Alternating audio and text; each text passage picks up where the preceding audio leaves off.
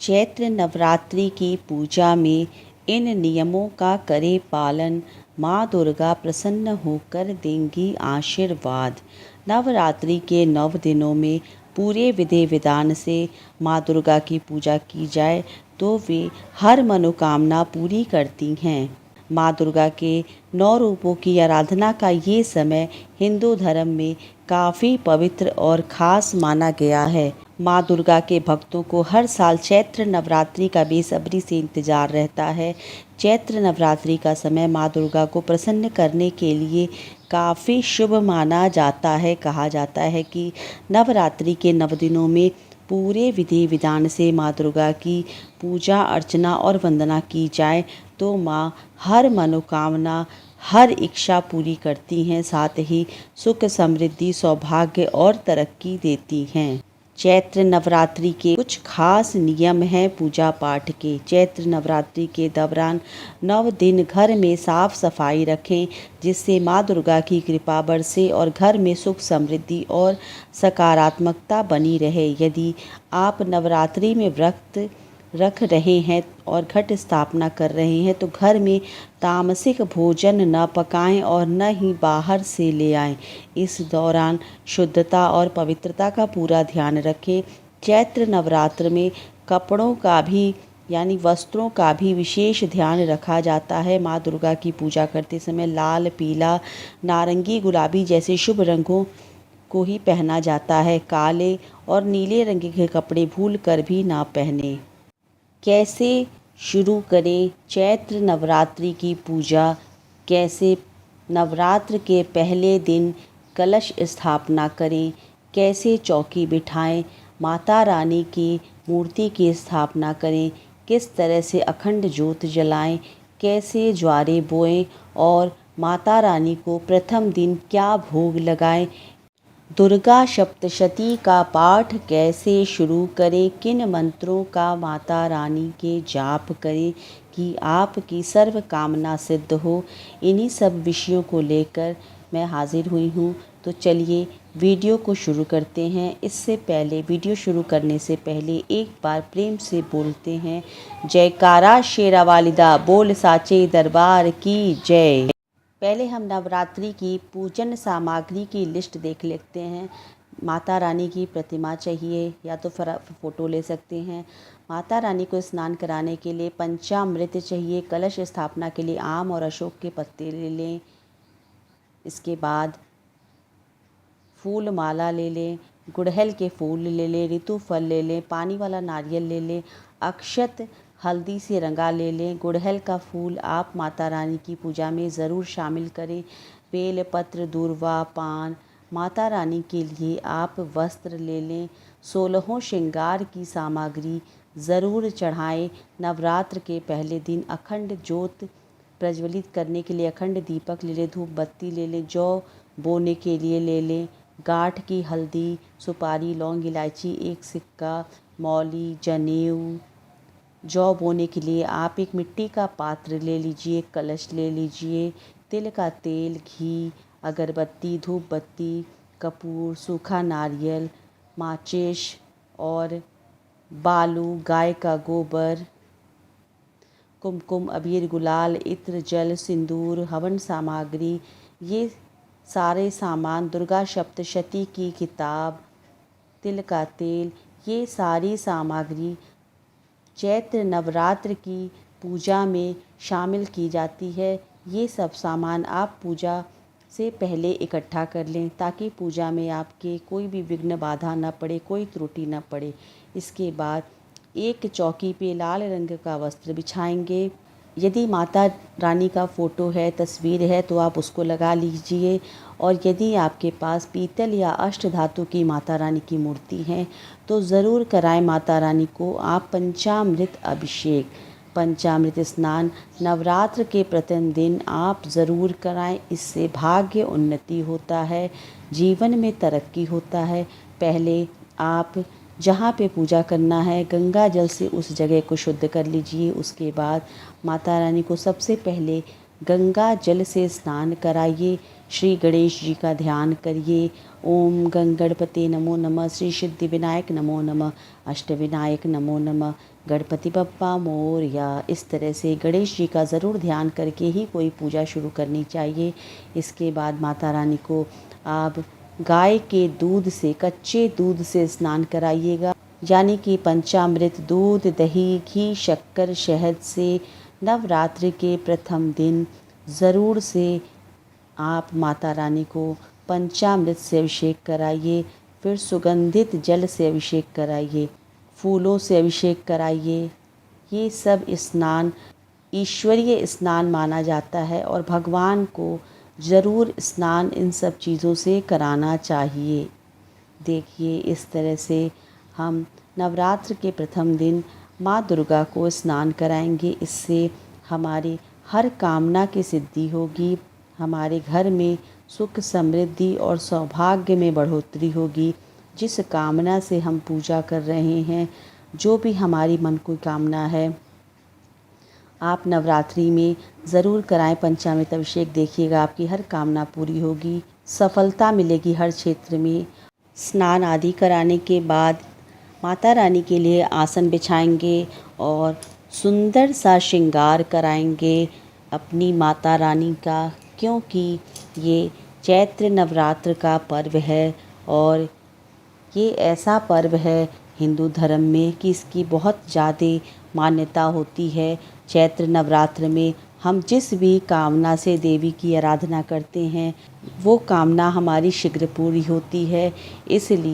इसलिए चैत्र नवरात्र में बहुत विधि विधान से हमें माँ दुर्गा का पूजन अर्चन और वंदन करना चाहिए और बहुत विशेष नियमों का पालन करना चाहिए। नवरात्रि पर क्यों की जाती है घट स्थापना, जानिए इसका महत्व। नवरात्र के पहले दिन पूजा के समय घर में घट स्थापना की जाती है।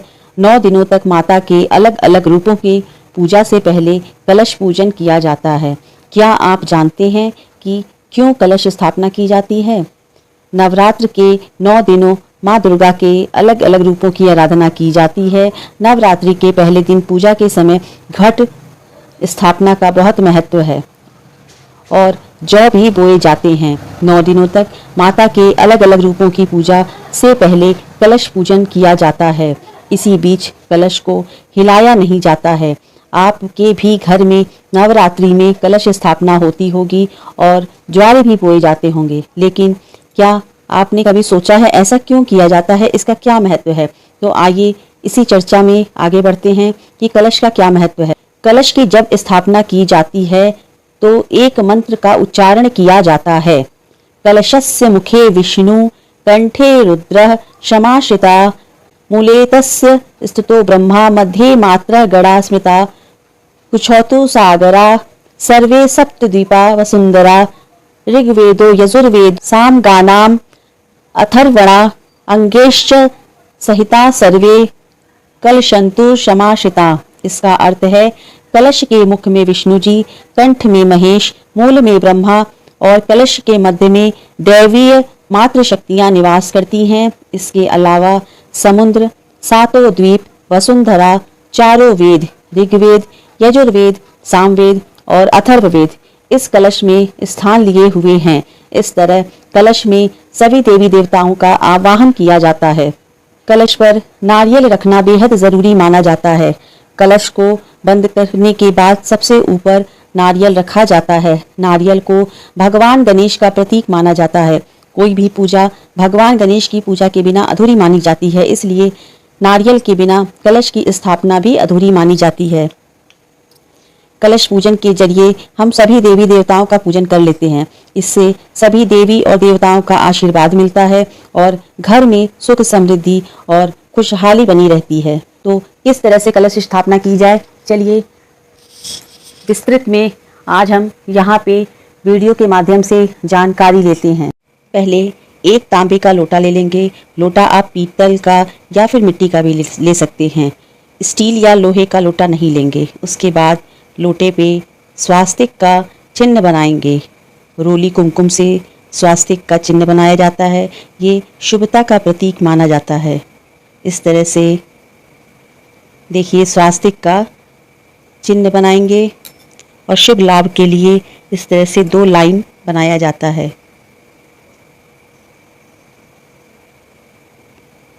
तांबे का लोटे का कलश बहुत शुभ माना जाता है। इसके बाद टीका कर दिया जाता है और कलश को स्थापित करने के लिए चावल को हल्दी से रंग के अष्टदल कमल बनाया जाता है। अष्टदल कमल बनाना बहुत ही ज़रूरी होता है नवरात्रि में, या फिर कोई भी पूजा हो, आप घट स्थापना कर रहे हैं, अखंड ज्योत जला रहे हैं, या फिर ज्वारे बो रहे हैं, या फिर मूर्ति की स्थापना कर रहे हैं, तो आपको अष्टदल कमल ज़रूर बनाना है। ये शुभता का प्रतीक होता है। अष्टदल कमल बनाने का तात्पर्य होता है आसन देना। एक तरह से ये आसन दिया जाता है। तो अष्टदल कमल बनाना बहुत ही आसान होता है और पूजा पाठ में बहुत ज़रूरी भी होता है। देखिए, इस तरह से आसान विधि से अष्टदल कमल बना लें। चावल को हल्दी से रंग लें। चावल कोरा ना रखें, आप इस तरह से अष्टदल कमल बना लें।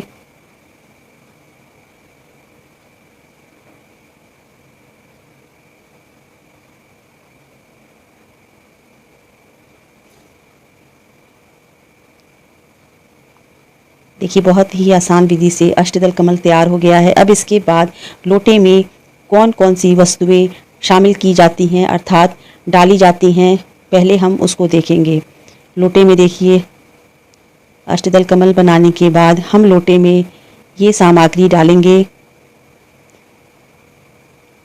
1 खड़ी गांठ हल्दी, 1 सुपारी, लौंग, इलायची, दूर्वा, 1 फूल और 1 रुपए का सिक्का। इसको कलश में ज़रूर डालना होता है।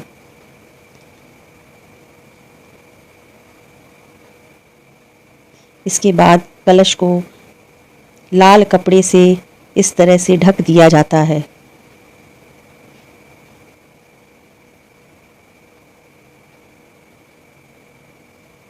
अच्छे से रक्षा सूत्र की मदद से कपड़े को अच्छे से कलश को हम ढक देंगे। घट स्थापना नवरात्रि में बहुत ज़रूरी होता है। कहा जाता है कि नवरात्रि के दौरान घट में ही माता रानी का आवाहन होता है और घट के मुख पे इस तरह से फूलों की माला से घट को सुंदर से सजा देते हैं। मुख पे अर्थात फूल माला पहना देंगे। देखिए, इस तरह से हमने घट को तैयार कर लिया है।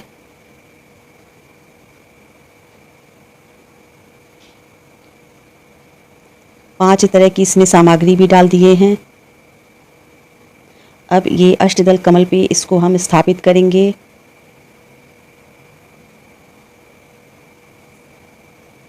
ये पानी वाला नारियल लेंगे, इस पे भी हम स्वास्तिक का निशान बनाएंगे रोली कुमकुम की सहायता से।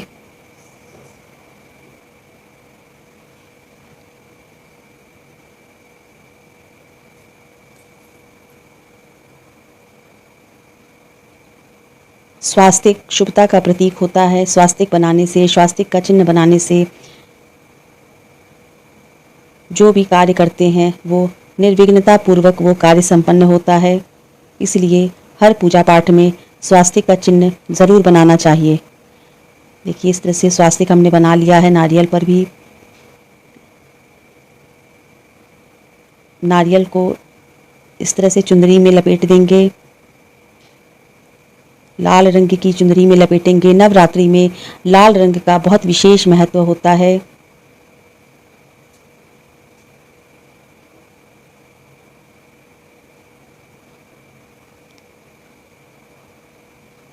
देखिए, इस तरह से लपेट देंगे और रक्षा सूत्र की मदद से इसको 3 गांठ दे देंगे ताकि जो चुंदरी हमने लगाई है वो इधर उधर सरक ना जाए, क्योंकि ये घट स्थापना जो हमने की है, अब इसको 9 दिन तक हिलाया नहीं जाएगा। अब इसके बाद लोटे में सबसे पहले गंगा जल डालेंगे।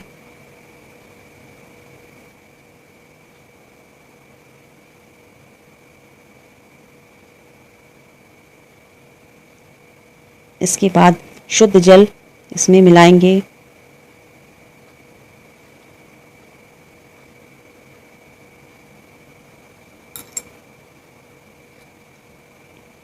अब इसके बाद आम का पल्लव ले लेंगे। आम का, अशोक का, पीपल का, बरगद का, 5 तरह का पल्लव भी आप ले सकते हैं, या फिर सिर्फ आप आम का पत्ता ले लें। 7, 11, 21 जो भी आपको मिल जाए, अच्छे से उसको साफ़ कर लेंगे, धुल लेंगे और फिर उसको अच्छे से उस पर तिलक लगा देंगे। रोली कुमकुम की सहायता से उस पर टीका लगा देंगे इस तरह से।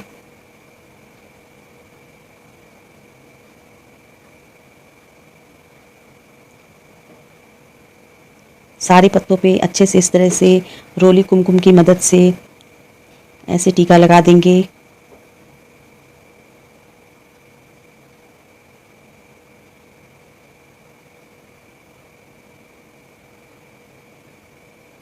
अब इसको कलश में हम आम के पत्तों को सजा देंगे अच्छे से। भक्ति भाव से पूजा की शुरुआत करेंगे, कलश स्थापना करेंगे अच्छे से, सुंदरता से, स्वच्छता से पूजा की शुरुआत करेंगे। देखिए इस तरह से कलश स्थापना की जाती है। अच्छे से आम के पल्लों को सजा देंगे कलश में। इसके बाद एक पात्र में हम अक्षत ले लेंगे। अक्षत खंडित ना हो, हल्दी से रंगा हुआ अक्षत होना चाहिए। उसको कलश के मुख पे रख दिया जाता है और उसी में नारियल रखा जाता है। नारियल को आप ऐसे रखें कि नारियल का मुख आपकी तरफ हो, या फिर आप नारियल का मुख ऊपर की तरफ भी रख सकते हैं। तो इस तरह से आप नवरात्रि में कलश की स्थापना करें। यही सही विधि है कलश स्थापना करने की। कलश स्थापना करने के बाद नवरात्र में ज्वारे बोने का बहुत अधिक महत्व होता है। ज्वारे बोने से हमें ये पता चल जाता है कि आने वाला साल हमारे लिए कैसा बीतेगा। तो इसके लिए हमें एक मिट्टी का पात्र लेना होता है। मिट्टी के पात्र को रात में अच्छे से धुल के सुखा लेना चाहिए। उसके बाद देखिए इस तरह से पात्र में हम स्वास्तिक का चिन्ह बनाएंगे। रोली और कुमकुम की मदद से स्वास्तिक का चिन्ह बनाया जाता है, क्योंकि माता रानी को लाल रंग बेहद प्रिय है। इसीलिए नवरात्र में जितना हो सके लाल रंग का प्रयोग करें।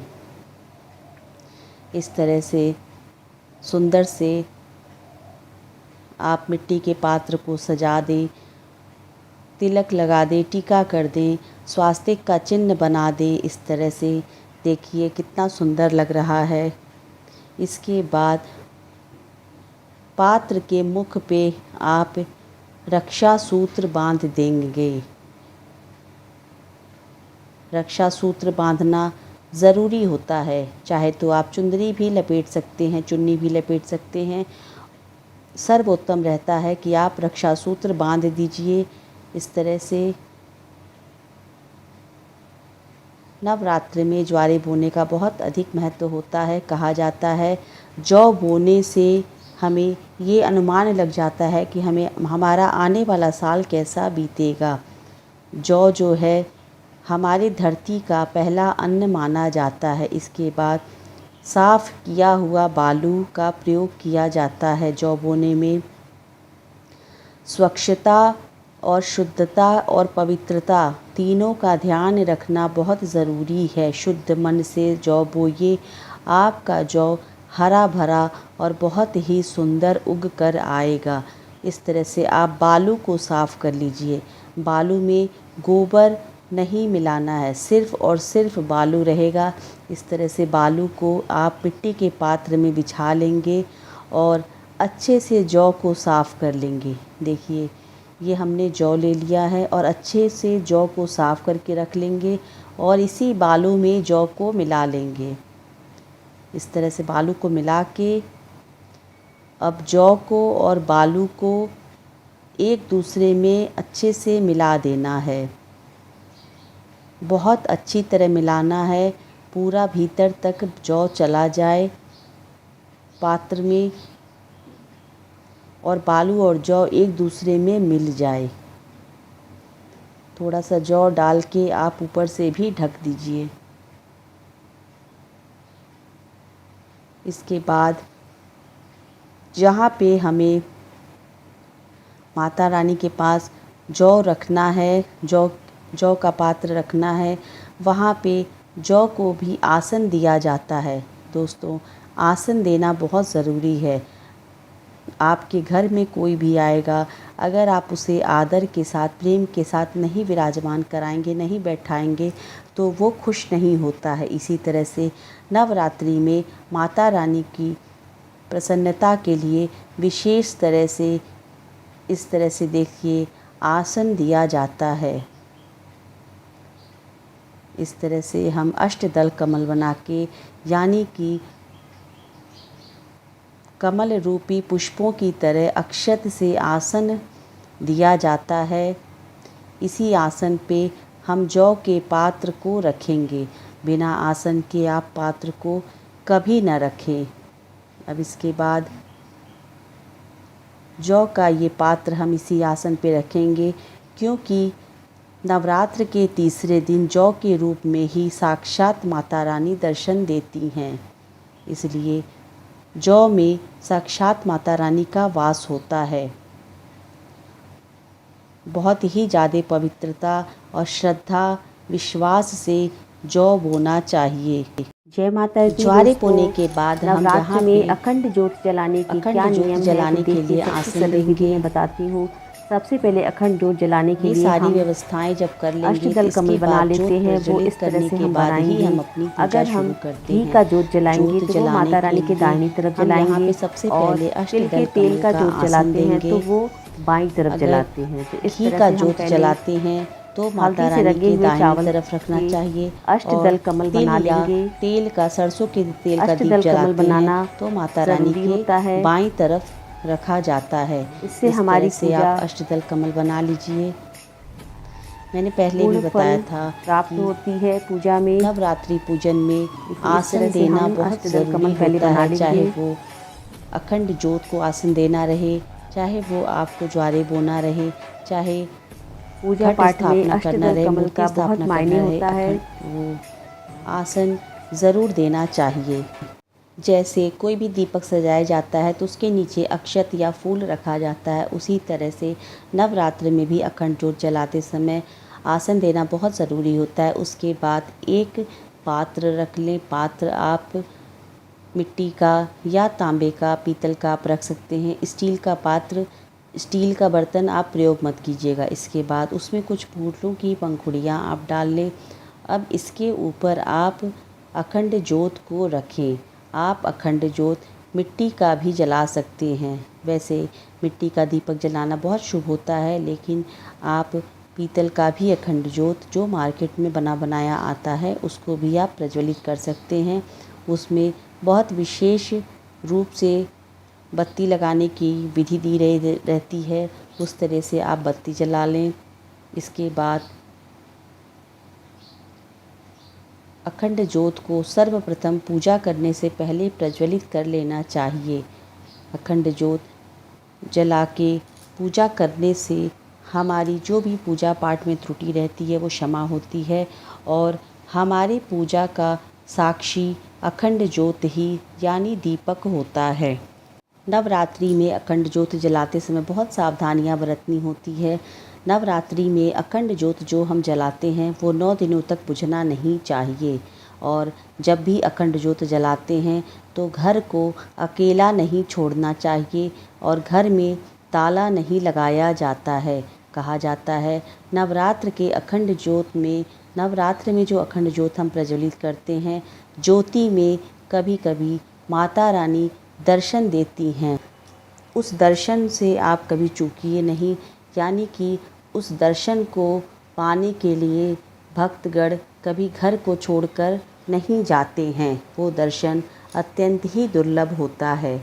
जब नवरात्र के दिनों में अखंड ज्योत में माता रानी दर्शन देती हैं, जिस भी कामना से आप उस समय दर्शन करेंगे वो कामना अति शीघ्र पूरी होती है। तो इसीलिए यही सब नियम बने हुए हैं कि नवरात्र के दिनों में कभी भी आपको घर में ताला नहीं लगाना चाहिए, घर को अकेला नहीं छोड़ना चाहिए।